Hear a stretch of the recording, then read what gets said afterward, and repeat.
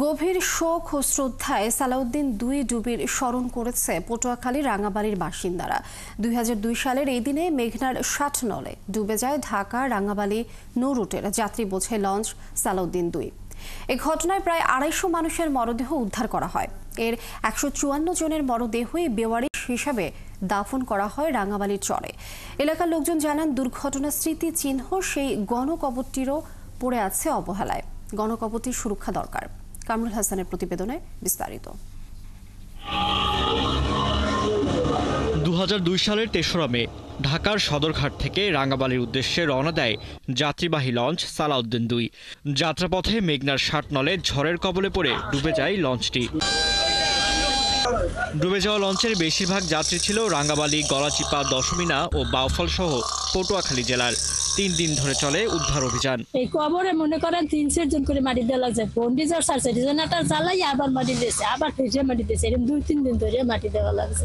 কোনো মানুষের কোনো চেহারা নেই, সব কাল কে মেয়ে কেউ সব উলঙ্গ ছিল। তা উলঙ্গ দেওয়ার পরে দেখলাম যারা গত করছে, কবরটা যারা করছে, কবর করার পর মানে ৫ জন ৬ জন এরকম করে দিয়া উপরে একটা টিন দিয়ে তারপর আমি তারা আরও জানান, উদ্ধার হওয়া ১৫৪ জনের মরদেহ রাঙ্গাবালির খালগোড়া ঘাটে আনা হয়। স্বজনরা শনাক্ত করতে না পারায় বেওয়ারিশ লাশ হিসেবে দাফন করা হয় দাঁড়ছেড়া নদীর পাড়ে। আমি লঞ্চে উঠে ওই লাশ, প্রত্যেকটা লাশ আমি ধরিয়ে ডুমের সাথে আমি করিয়ে দিছি।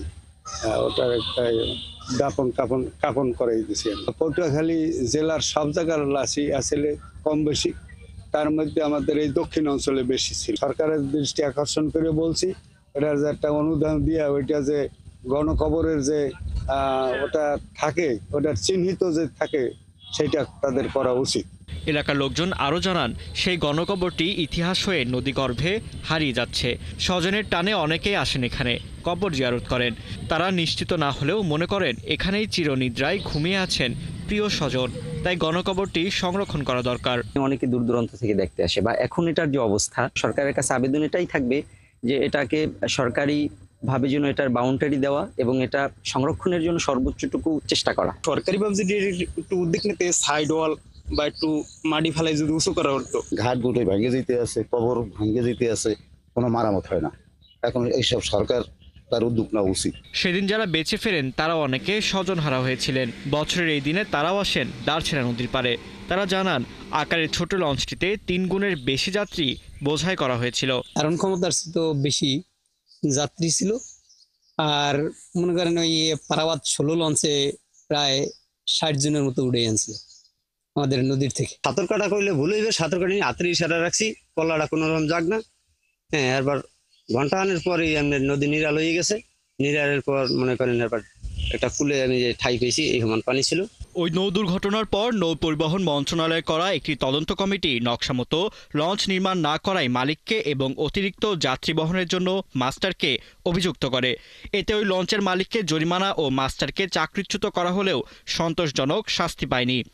এই ঘটনাটি অব্যবস্থাপনা, অবহেলা নাকি শুধুই দুর্ঘটনা, জবাব পায়নি কেউই। ফারদিন নীরব, ৭১। দর্শক, আমরা এই বিষয়ে বিস্তারিত জানবো। আমাদের সাথে এই মুহূর্তে সহকর্মী কামরুল হাসান যুক্ত হচ্ছেন।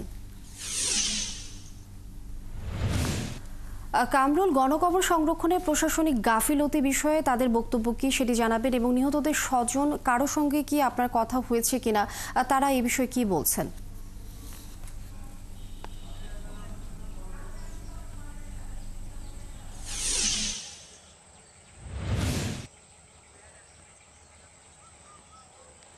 জি, ধন্যবাদ আপনাকে। ২০০২ সালের ৩ মে, অর্থাৎ আজ থেকে প্রায় ২৩ বছর আগে, ঢাকা রাঙ্গাবালি নৌ রুটের সালাউদ্দিন দুই লঞ্চ ডুবির ভয়াবহ দুর্ঘটনা ঘটে। এবং এই দুর্ঘটনার কথা মনে পড়লে এখন আঁতকে ওঠেন এই অঞ্চলের মানুষ, কারণ এটি ছিল স্মরণকালের সবচেয়ে বড় নৌ দুর্ঘটনা। যার কারণে এই অঞ্চলের মানুষ এই দিনটি যখনই আসে তখনই তারা এই দিনটিকে স্মরণ করে এবং এই দিনটির কথা মনে পড়লে আসলে আঁতকে ওঠেন। আপনি যে প্রশ্নটি করছিলেন, যে আমি এই মুহূর্তে সেই গণকবরের সামনে রয়েছি, যে এই গণকবরটিতে 154 জনের মরদেহ সেদিন দাফন করা হয়। যাদেরকে উদ্ধার করা হয়েছিল যাদের পরিচয় শনাক্ত করা যায়নি বেওয়ারিশ হিসাবে তাদেরকে স্বেচ্ছাসেবীরা এখানে দাফন করেন। সেই গণকবরটি আসলে দীর্ঘ 23 বছর হলেও এখন পর্যন্ত আসলে অরক্ষিতই রয়ে গেছে। এখন পর্যন্ত সুরক্ষার উদ্যোগ নেওয়া হয়নি এবং রক্ষণাবেক্ষণ বলতে আমরা যেটি বুঝি সেটিও আমরা দেখছি না। এবং এই গণকবরটির অস্তিত্ব এখন অনেকটা নেই বললেই চলে। 1-2টি কবরের কোনো রকম অস্তিত্ব থাকলেও অন্য কবরগুলোর কোনো অস্তিত্বই এই মুহূর্তে নেই। একেবারে আমরা যেমনটি দেখছি যে মাটির সঙ্গে মিশে গেছে কবরগুলো। তো নিহতর পরিবারের লোকজন এই দিনটি যখন আসে তারা পরিচয় শনাক্ত না করতে পারলেও তারা মনে করেন যে তাদের পরিবারের প্রিয় সদস্য এখানে চিরনিদ্রায় শায়িত রয়েছেন, এমনটি ভেবে কিন্তু বছরে কোনো একটি সময় তারা স্মরণ করতে কিন্তু অনেকেই আসেন বলে আমরা জেনেছি। এবং যারা নিখোঁজ ছিলেন এই দুর্ঘটনায় তাদের পরিবারে কারো কারো সঙ্গে কথা হয়েছে। তারা বলছিলেন যে হয়তো এখানে তাদের সেই প্রিয়জন চিরনিদ্রায় শায়িত রয়েছেন, এ কারণেই মাঝে মধ্যে তারা এসে এখানে তাদের প্রিয়জনদের স্মরণ করেন। এবং তারা বলছিলেন যে এই গণকবরটি সুরক্ষা এবং রক্ষণাবেক্ষণের উদ্যোগ সরকারের নেওয়া প্রয়োজন। তাহলে এই দিনটিকে যেমন স্মরণ করা হবে তেমনি এই যে গণকবরটি সুরক্ষার প্রয়োজনীয়তার কথা বলছেন তারা। এবং সেই সঙ্গে আপনাকে যুক্ত করতে চাই যে এই দুর্ঘটনার পর নৌ পরিবহন মন্ত্রণালয় যে তদন্ত কমিটি গঠন করে সেই তদন্ত কমিটির গঠনের পরে এই লঞ্চ মালিককে আসলে নকশাগত ত্রুটির কারণে অভিযুক্ত করা হয়। সেই সঙ্গে এই লঞ্চের যিনি মাস্টার ছিলেন তিনি অতিরিক্ত যাত্রী পরিবহনের কারণে তাকেও অভিযুক্ত করে চাকরিচ্যুতও করা হয়। কিন্তু এই দুর্ঘটনার প্রায় 23 বছর অতিবাহিত হলেও এই ঘটনাটি আসলে অব্যবস্থাপনা, অবহেলা নাকি শুধুই দুর্ঘটনা তার জবাব আসলে কেউ এখন পর্যন্ত পায়নি। এ নিয়ে কারো কারো ক্ষোভ রয়েছে।